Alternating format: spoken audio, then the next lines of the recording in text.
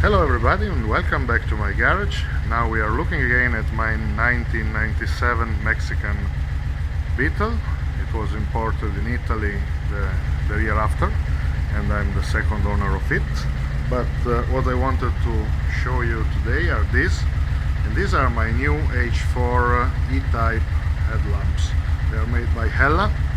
It is a kind of headlight that was once very common in Europe, and it's a semi-sealed bucket, meaning that the glass and the reflector are permanently glued together, but you can swap the bulb inside, so they are different from the units that were used once in the US, where you had a full sealed beam unit where the whole headlight was a big light bulb. It isn't the same type. It takes an H4 lamp for the low beam and main beam, and the 4 watts bulb in this socket here. You can see this black dot here for the running lights. Now this of the running lights, this is the reason I put these new units on my car, and that's because in Mexico you have the running lights here because they have to be amber in color, and so in the side, in this side indicator, you have a twin filament bulb, and it works both as a running light and as a turn indicator. But in in Europe you can't have that because you have to use white running lights. So what they did when the car was imported in Germany in 1998, they took the original headlights, which didn't take the running light, they drilled the reflector and they put a socket inside to accept the running light. The issue with that solution was that the seal between the socket and the reflector was not perfect, so moisture could find its way inside the unit. Now this isn't a problem per se, because when you are running the lights, the light bulb gets so hot that all the moisture evaporates and the lens become clean. But on the long run the lens starts to haze, because in the moisture there are salts and all the other substances that are diluted in the water that you find in the atmosphere, and they start to get the glass dirty. So with the previous arrangement I tried to clean the original lenses, and I used rubbing alcohol or vinegar, and with both solutions I had good results, but it only lasted for a few months, and then it was back moisture inside again.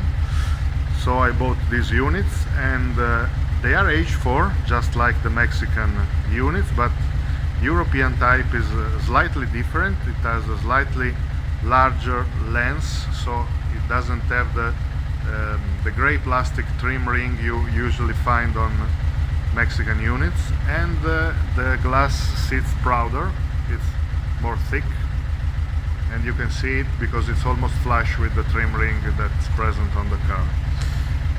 And the main advantage with this is that you have the light bulb for the running lights, which have a socket with an O-ring and the gasket that screws on with an half turn, and that keeps moisture outside of the semi-sealed unit. And also you have an advantage in terms of light because of the larger diameter, and I think I can show you how they illuminate. Now, since I have my own cameraman, I have to go here together with the phone and switch on the light. Okay, let's look at the first click.